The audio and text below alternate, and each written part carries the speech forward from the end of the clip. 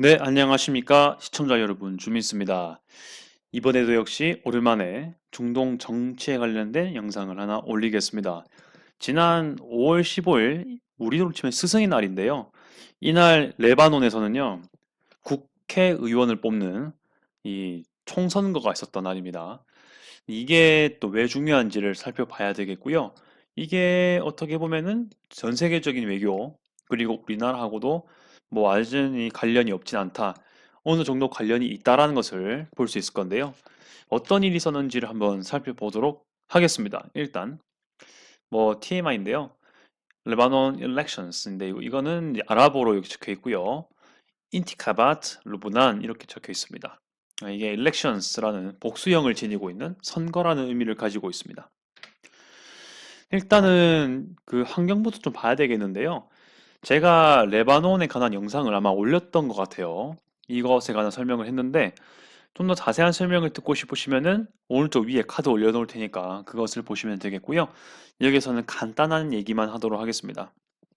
일단 레바논은 정치 체제가요, 종교별로 가급적 균등 이렇게 분화시키려고 하는 성향이 있습니다. 그렇다 보니까 종교별로 정치적인 우두머리, 정치적으로 영향력 있는 사람을 따로따로 뽑아내려고 하는 게 있는데요. 대표적으로 기독교계인 마론 기독교파들은 대통령이 될 수 있고, 그리고 수니 이슬람교에서는 이렇게 총리로 뽑히고, 시아 이슬람 쪽에서는 국회의장이 뽑힙니다. 이거는 고정되어 있고요. 예를 들어서 시아파가 대통령 될 수 없어요.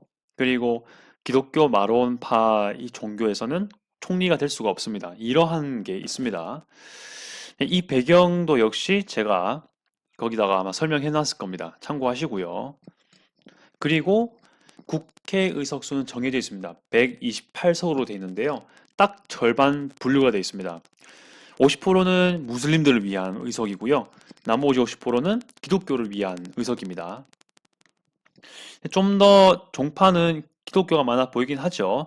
하지만 가장 대다수는 마론파라고 되어 있습니다. 여기 마로나이트 되어 있죠. 보통 마론파 종교가 거의 뭐 대부분이라 보시면 되고요.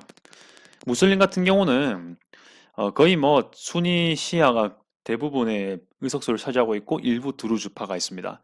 그리고 현재 알 아사드 대통령, 그러니까 시리아 대통령이죠. 그 대통령에 속해 있는 알라위파 역시 레바논에 있다라는 것을 좀 볼 수 있고요. 하지만 요즘 추세로 봤을 때 무슬림보다는 크리스천 인구가 조금 적거든요. 그래서 어떻게 보면은 기독교들이 조금 더 이 의석 확보에 유리하다는 얘기가 있을 수 있습니다만 일단 이렇게 종교별로만 봤을 때 딱 2분의 1, 2분의 1 돼 있다는 걸 좀 주목할 만하지 않을까 라는 생각이 듭니다. 자, 그러면 어떤 지형 변화가 일어나는지 보겠습니다. 가장 눈에 띄는 건요. 역시 레바논에서 가장 정치적으로 논란되는 곳은 헤즈볼라이겠죠. 헤즈볼라는 여기 지금 여기 안 나와 있지만 무슬림 쪽이고요. 시아파입니다. 시아파 쪽도 이게 헤즈볼라가 아닌 데가 있고 맞는 데가 있는데요. 헤즈볼라 아무튼 간에 시아파 쪽이란 걸 좀 눈치를 드리겠습니다. 아무튼 그렇게 보시고 지금 128석 중에 과반수 이상을 차지해야 이제 여당파가 될 수 있는 구조인 것 같아요. 그런데 문제가 뭐냐면요. 여기는 우리나라처럼 다당제예요. 엄청나게 많은 당과 종교에 물론 기반을 두고 있는 당들이겠죠. 그런데 어, 우리나라랑 좀 다르게 이 당별로의 의석수가 그렇게 막 탁월하게 많지 않습니다. 가장 많아봐야 뭐 20석, 뭐 10대 후반 나도 잘 나오는 그런 건데 문제는 어떤 한 당파가 많이 나왔어요. 뭐 19석 나왔다고 싶다. 뭐 18, 17. 그런데 그 정당과 또 다른 정당이 연합을 해가지고 이 의석수 절반을 차지하자라고 합의를 하면은 그게 바로 다수가 되는 그런 체계고요. 이게 어떻게 보면은 이스라엘 의석수 확보랑 좀 비슷한 방법인 것 같습니다. 네, 그렇게 되는 부분이고요. 일단은 다수가 되려면은 118 중에서는 당연히 64가 넘어가 되겠죠. 65가 돼야 다수의 의석수를 차지하는 무리가 될 수 있는데 일단은 이 헤즈볼라 자체가 이번에 얻게 된 의석수는 15석입니다. 그런데 이제 헤즈볼라랑 같은 편을 들기로 한 같은 정치적 그 정책으로 나가기 위한 동맹 결성이죠. 어떻게 보면은 그렇게 결정한 게 58석인 겁니다. 네, 그렇게 하고 이제 거기에 반하는 그러니까 전통적인 정당들인데 헤즈볼라와 반대하는 쪽들은 47석이고요. 그리고 아예 그냥 아예 정체 자체를 비판하는 그런 쪽의 의석수가 무려 22석수나 남았습니다. 그리고 기타적으로 뭐 네, 아리까리한 어느 정도 어중간한 게 한 표가 나왔는데 이게 왜 갈목할 만한 거냐면요. 사실 헤즈볼라 자체가 지금 15석이지 않습니까? 그런데 꽤 많이 합쳐졌죠. 58석으로. 하지만 2018년에는 헤즈볼라랑 그 정당들끼리 연합한 그 의석수를 합치면 71석입니다. 무슨 말일까요? 65가 일단 다수 기준인데 2018년에는 헤즈볼라와 같이 짝짝꿍한 그러한 파들이 과반수를 차지했는데 이번에는 과반수가 안 됐다라는 얘기가 됩니다. 자, 그리고 헤즈볼라하고 헤즈볼라의 안티를 건 사람 의석수도 역시 줄어든 거 마찬가지입니다. 2018년에는 56석이었는데요. 그 2022년에 이번에 했을 때는 47석이 나왔습니다. 왜 그럴까요? 일단 헤즈볼라 인기가 떨어진 것도 물론 문제가 될 수 있습니다. 그런데 가장 큰 건 이 22석수라고 저는 봅니다. 체인지인데요. 그 2018년에는 반체제 성격을 지니고 있는 게 한 석밖에 없었는데 이번 선거에서는 22석이나 났습니다. 물론 그 단체들은 적법적으로 등록이 가능한 거였겠죠. 아무튼 국가의 체제에 대해서 진보적인 입장을 가지고 있는 뭔가 이 정부의 비판적인 그런 성격을 지닌 그런 정당이겠죠. 하지만 당 등록은 되어 있고요. 아무튼 그런 이 레바논 정부 자체를 비판하는 이렇게 막 태클 걸어가는 그런 정당이 많아졌다는 얘기를 볼 수가 있습니다.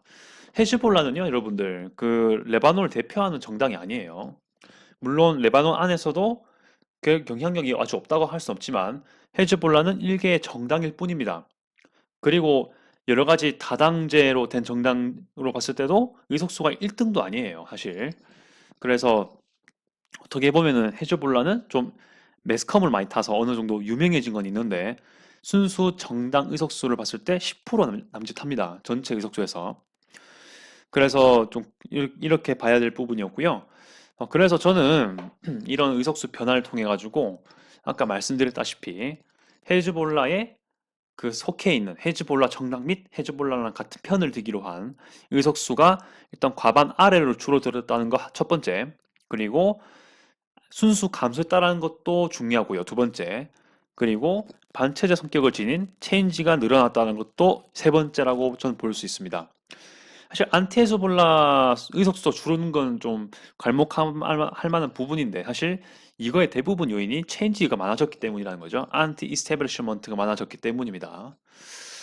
네, 어떻게 해석을 할 수 있을까요? 일단 헤즈볼라 인기가 어느 정도는 레바논 안에서 줄어들었을 거라는 분석을 할 수가 있죠. 당연히 뭐 의심의 여지가 없고요. 어, 최근의 정치 행보를 통해서도 알 수 있지만은 자, 그리고 두 번째로는 체인지. 그러니까 뭐 저번에라고 하긴 좀 그런데 옛날에 한 1, 2년 전이죠. 그때 베이루트에서 한국 폭발 사건이 있었잖아요.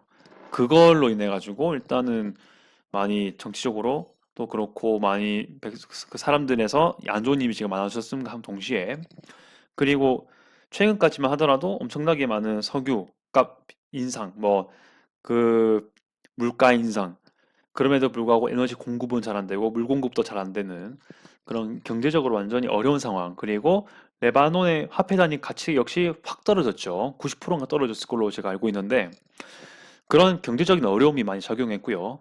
그리고 정치 공백도 있었습니다. 그렇기 때문에 이 중심부가 많이 흔들렸던 시기였습니다. 최근 1, 2년간이 제가 알기로는요. 그래서 이 레바논 정부의 행보 자체에 국민들이 좀 반대를 많이 했던 게 아닌가라는 생각을 많이 하고 있습니다. 네, 물론 이전에도 있었지만은 최근에가 더 심각했던 게 분명히 보였거든요.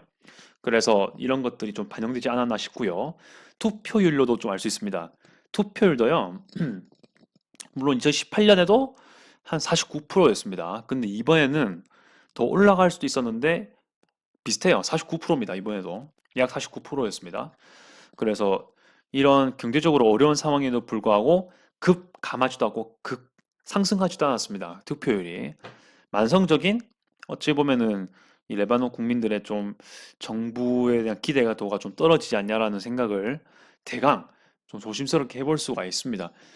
2018년보다 전에는 2019년인가 죄송해요. 2009년입니다.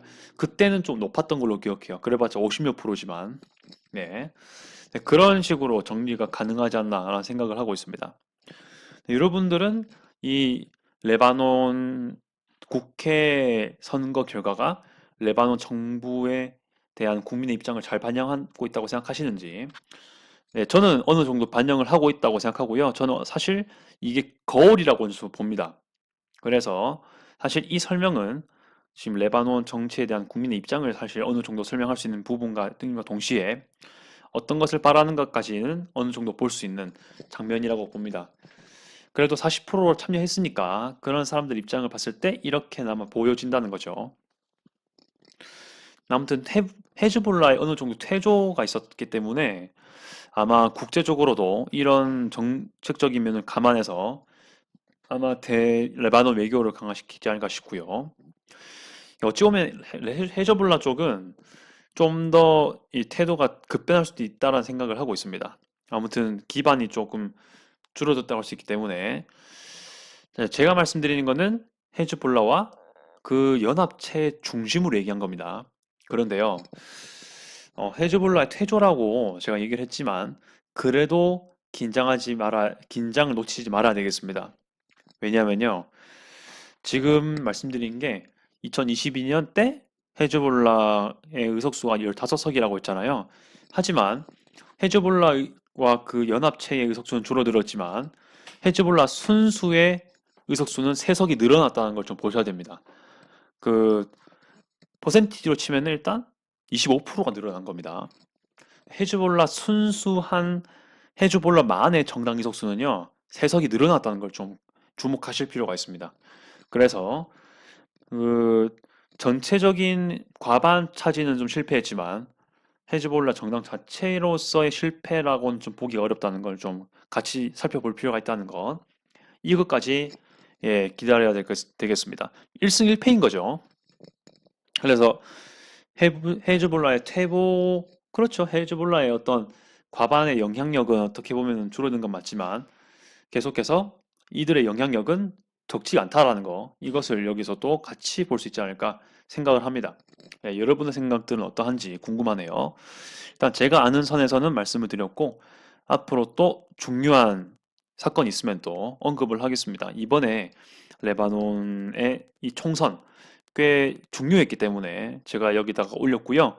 또 앞으로도 비슷하고 또 중요한 내용이 있으면 또 말씀드렸다시피 업로드 하겠습니다. 혹시 댓글로 뭐 이런 중동 정치 관련된 것 중에 뭐 중동의 이런 소식 좀 궁금하다 이렇게 하시는 경우 있으면 댓글 달아주시면 반영을 하겠습니다. 아무튼 시청 감사드리고요. 예, 이상 주민수였습니다.